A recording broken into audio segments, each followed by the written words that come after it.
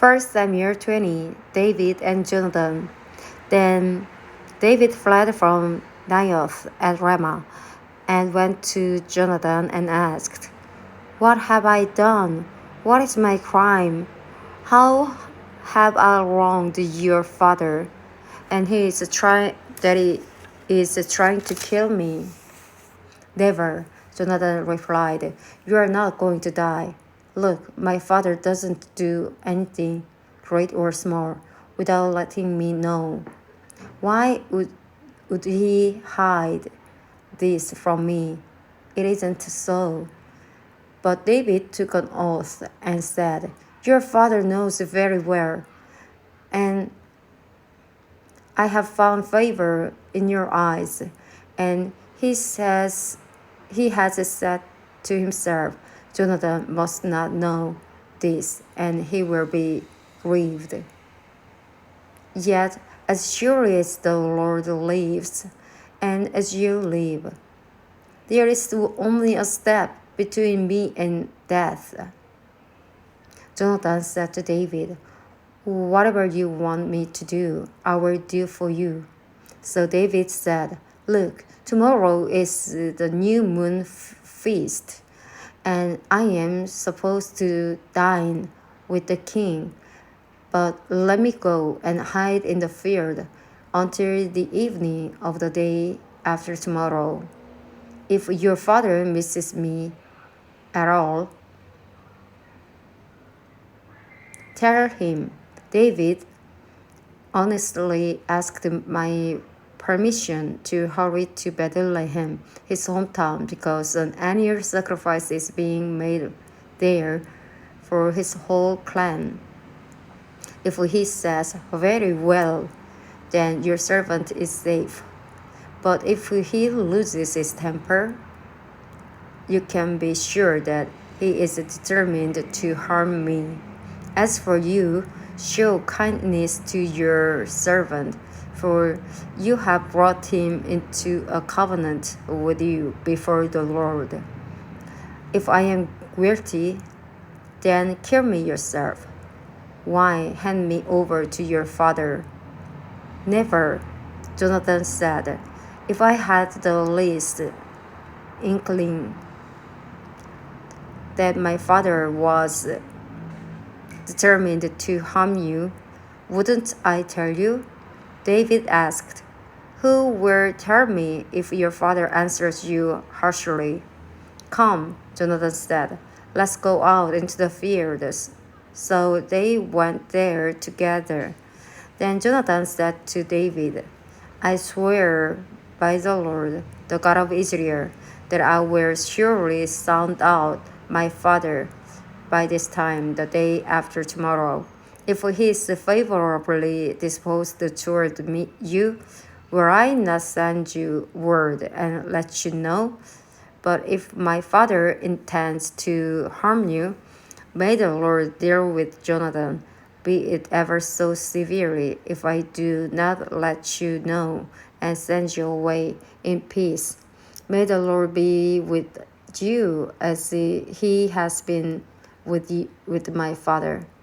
But show me unfailing kindness like the Lord's kindness as long as I live, so that I may not be killed, and do not ever cut off your kindness from my family, not even when the Lord has cut off every one of David's enemies from the face of the earth." So Jonathan made a covenant with the house of David, saying, "May the Lord call David's enemies to account."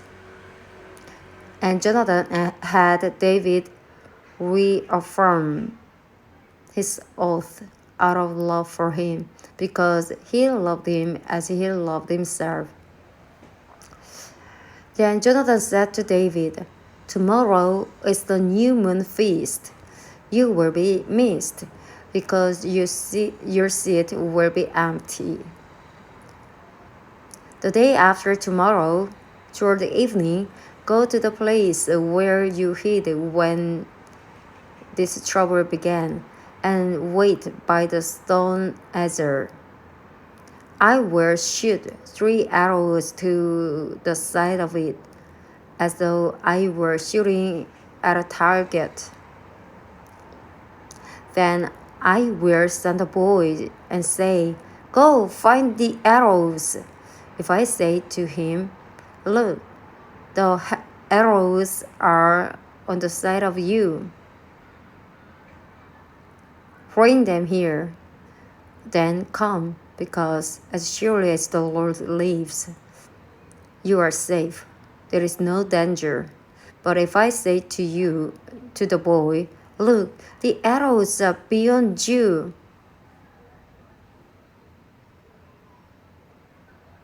then you must go, because the Lord has sent you away. And about the matter you and I discussed, remember, the Lord is witness between you and me forever." So David hid in the field, and when the new moon feast came, the king sat down to eat. They sat in his customary place by the wall opposite Jonathan, and Abner sat next to Saul, but David's place was empty. Saul said nothing that day, for he thought something must have happened to David to make him ceremonially unclean. Surely he is unclean. But the next day, the second day of the month, David's place was empty again. Then Saul said to his son Jonathan, "Why hasn't the son of Jesse come to the meal, either yesterday or today?" Jonathan answered, "David honestly asked me for permission to go to Bethlehem. He said, 'Let me go, because our family is observing a sacrifice in the town, and my brother has ordered me to be there. If I have found favor in your eyes, let me get away to see my brothers.' That is why he was not come to the king's table."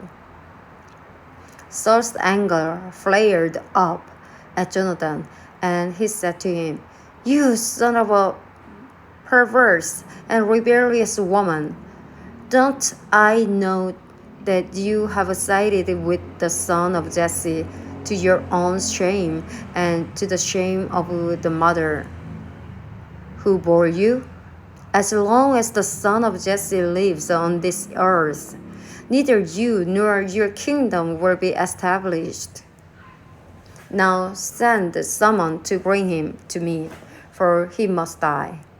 Why should he be put to death? What has he done?" Jonathan asked his father. But Saul hurled his spear at him to kill him. Then Jonathan knew that his father intended to kill David. Jonathan got up from the table in fierce anger. On the second day of the feast, he did not eat, because he was grieved at his father's shameful treatment of David. In the morning, Jonathan went out to the field for his meeting with David. He had a small boy with him, and he said to the boy, "Run and find the arrows I shoot." As the boy ran, he shot an arrow beyond him. When the boy came to the place where Jonathan's arrow had fallen, Jonathan called out after him, "Isn't the arrow beyond you?" Then he shouted, "Hurry, go quickly, don't stop." The boy picked up the arrow and returned to his master. The boy knew nothing about all this. Only Jonathan and David knew. Then Jonathan gave his weapons to the boy and said, "Go, carry them back to town." After the boy had gone, David got up from the south side of the stone and bowed down before Jonathan 3 times, with his face to the ground. Then they kissed each other and wept together, but David wept the most. Jonathan said to David, "Go in peace, for we have sworn friendship with each other in the name of the Lord, saying, 'The Lord is witness between you and me, and between your descendants and my descendants forever.'" Then David left, and Jonathan went back to the town.